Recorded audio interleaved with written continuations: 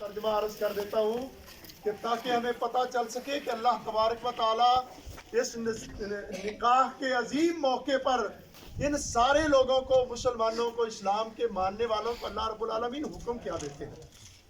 हमारे लिए अल्लाह रब्बुल आलमीन की तरफ से इस मौके पर तालीमात क्या है, अहकामात क्या है। तो अल्लाह रब्बुल आलमीन इस पहली आयत मुबारका में फरमाते हैं, या अय्युहल्लज़ीना आमनुत्तकुल्लाह हक्का तुकाते, ए ईमान वालो अल्लाह से डर जाओ। अल्लाह किस तरह डरे? जिस तरह डरने का हक है, जिस तरह डरने का हक है।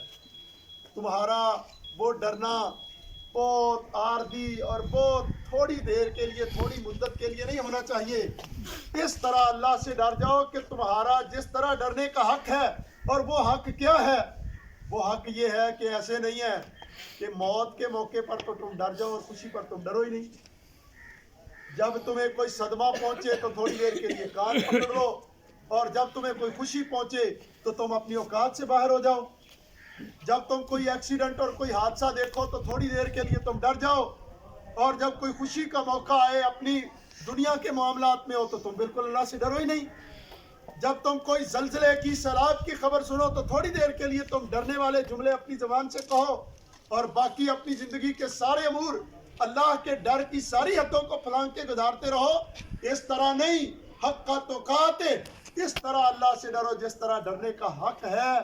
और वो डरने का हक ये है कि तुम्हारी सारी की सारी ज़िंदगी की खुशियाँ भी और गम भी, लेने भी और देने भी, और सारे मामलात भी अल्लाह के डर पर मबनी होने चाहिए। तुम्हारा कुछ भी अल्लाह के डर से खाली नहीं होना चाहिए। या अय्युहल्लज़ीना आमनुत्तकुल्लाह हक्का तुकाते वला तमूतुन्ना इल्ला व अंतुम मुस्लिमून, और तुम्हें तुम्हारी मौत इस हालत में आए कि तुम मुस्लिम हो, यानी मौत तक तुम अल्लाह से डरते रहो। तुम्हारी ज़िंदगी और मौत का जो दरमियानी खला है, ये तुम्हारा बचपन भी, लड़कपन भी, जवानी भी, अधेड़ उम्री भी, बुढ़ापा भी, चारपाई पर गिर जाना भी, बीमारी भी, शादी भी, खुशी भी, बच्चे भी, ये सारे के सारे अमूर तुम्हारे जो हैं वो अल्लाह के डर पर मबनी होने चाहिए। किसी मौके पर अल्लाह के डर का दामन नहीं खोलना छोड़ना। अल्लाह तबारक व तआला दूसरी जगह पर फरमाते हैं, या अय्युहल्लज़ीना आमनुत्तकुल्लाह, ए ईमान वालो अल्लाह से डर जाओ। या अल्लाह डर के करे क्या?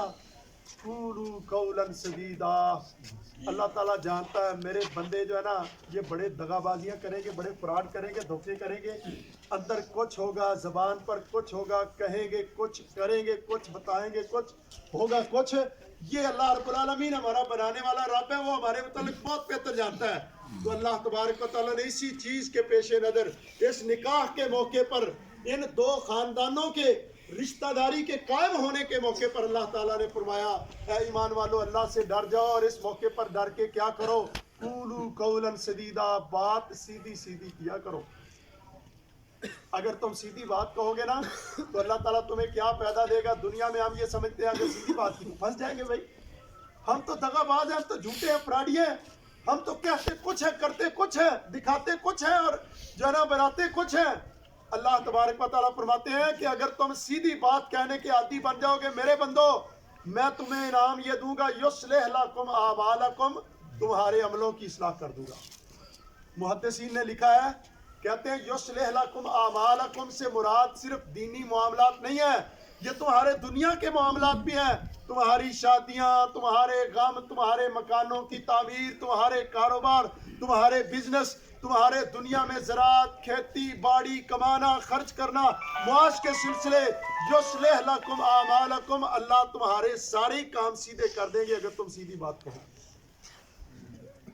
युस्लिह लकुम आमालकुम, अल्लाह रब्बुल आलमीन तुम्हारे सारे के सारे मामलात सीधे कर देंगे।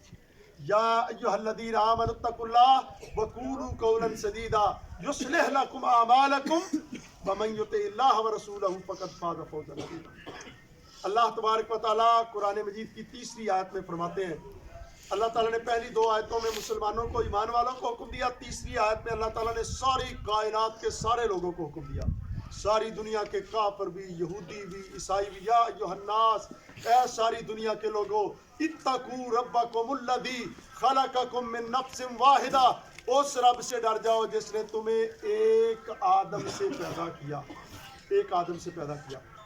یہ دنیا میں ہم نے جتنی تقسیم بنا دی ہے نا، یہ ساری تقسیم ہماری ذاتی ہے، یہ خاندانوں کے سلسلے ہمارے ذاتی تعارف کے لیے بنائے گئے ہیں۔ ہمارا اصلی اور حقیقی تعارف یہ ہے، ہم سب کا باپ آدم ہے اور ہم سب کی ماں حوا ہے۔ ہمارا خاندانی نسب نامہ یہ ایک ہے کہ ہم سب کا باپ آدم ہے اور ہم سب کی ماں حوا ہے۔ یا ایھا الناس اتقوا ربکم الذی خلقکم من نفس واحدہ وخلق منها زوجها وبث منہما رجالا کثیرا ونساء۔ اللہ تبارک و تعالیٰ نے آدم کو بنایا، پھر اس کی بیوی حوا کو بنایا، پھر ان دونوں سے اللہ تبارک و تعالیٰ نے مرد و زن کا سلسلہ پھیلا دیا، اور یہ سارا سلسلہ آج جو دنیا میں نظر آ رہا ہے، یہ اللہ تعالیٰ نے ایک آدم اور ایک حوا سے یہ ساری دنیا کا سلسلہ پھیلا۔ اللہ تبارک و تعالیٰ یہ خبر دینے کے بعد ایک حکم دیتے ہیں، اور وہ حکم ہمارے لیے بڑا خاص ہے اور سمجھنے والا ہے۔ الذی تساءلون بہ والارحام ان اللہ کان علیکم رقیبا۔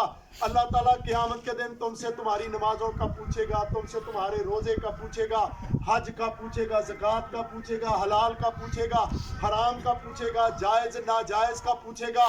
ہم یہ سمجھتے ہیں، ہماری سوچ یہ ہم سمجھتے ہیں کہ دینی معاملات میں تو اللہ تعالیٰ پوچھے گا، یہ رشتہ داریاں، یہ خاندان کے سلسلے، یہ نکاح کے سلسلے، یہ بہن سے تعلقات، بھائیوں سے تعلقات، چچا ماموں کے تعلقات، خاندان کے تعلقات، یہ تو اللہ تعالیٰ نے نہیں پوچھنا، یہ تو ہمارا ذاتی مسئلہ ہے۔ ہماری سوچ یہ ہے، جبکہ اللہ تعالیٰ قرآن مجید کے ساتھ میں فرماتے ہیں الذی تساءلون بہ والارحام، کل قیامت کے دن اللہ تعالیٰ تم سے رشتہ داریوں کے بارے میں بھی پوچھے گا۔ یہ جو ہم نے نکاح پڑھے ہیں، یہ جو ہم نے رشتے جوڑے ہیں، او بھائی یہ سارے رشتہ داریوں کے بارے میں اللہ تعالیٰ ہم سے سوال کرے گا۔ ان رشتہ داریوں کے معاملات کو چلاتے ہوئے ہمیں وہ اللہ کا ڈر، جس کی اللہ نے بار بار قرآن مجید میں حکم دیا کہ اللہ سے ڈر جاؤ، اللہ سے ڈر جاؤ، اللہ سے ڈر جاؤ، اس ڈر کو سامنے رکھ کر کے اپنے رشتہ داری کے سارے معاملات کو مینج کرنا چاہیے، تاکہ ان کا ہم کل اللہ رب العالمین کے سامنے جواب دے سکیں۔ ایسا نہ ہو نمازوں اور روزوں اور دینی امور کی وجہ سے تو ہم جنت میں جا رہے ہوں، اور رشتہ داریوں کی وجہ سے ہم پکڑ کے جہنم کے اندر منہ پھینک دیے جائیں، کہیں یہ ہمارا معاملہ خراب نہ ہو جائے۔ الذی تساءلون بہ والارحام ان اللہ کان علیکم رقیبا۔ اللہ تعالیٰ آخر پر فرماتے ہیں اللہ تعالیٰ تمہارے ان سارے معاملات پر کیمرے لگائے ہوئے نگہبان ہے۔ اللہ تعالیٰ جانتا ہے۔ میرے محترم بھائیوں، ہم میں سے ہر شخص دوسرے شخص کا ظاہر جانتا ہے۔ آپ میرا ظاہری سب کچھ دیکھ رہے ہیں اور میں آپ کا ظاہری سارا کچھ دیکھ رہا ہوں، مگر ہمارا اللہ ہمارے اندر کا سارا کچھ بھی دیکھ رہا ہے۔ اس بندے کے دل میں کیا ہے اور اس بندے کے دماغ کی سوچیں کیا ہے، اللہ تبارک و تعالیٰ یہ سارا کچھ دیکھ رہا ہے۔ ہمیں اپنے رب کے ساتھ یہ دنیا کے معاملات کو چلاتے ہوئے اس طرح سے مخلص ہونا چاہیے کہ ہمارا رب ہمارے سارے کے سارے معاملات کو دیکھ رہا ہے۔ اللہ سے دعا ہے کہ اللہ تبارک و تعالیٰ ہمارے معاملات کی اصلاح فرما دے، ہمارے سارے معاملات کو اللہ تبارک والا تقوی والا بنا دے، ایمان والا بنا دے، اور خیر خواہی اور بھلائی والا بنا دے، اور اللہ تبارک و تعالیٰ ہمارے معاملات کو برکتوں سے نواز دے۔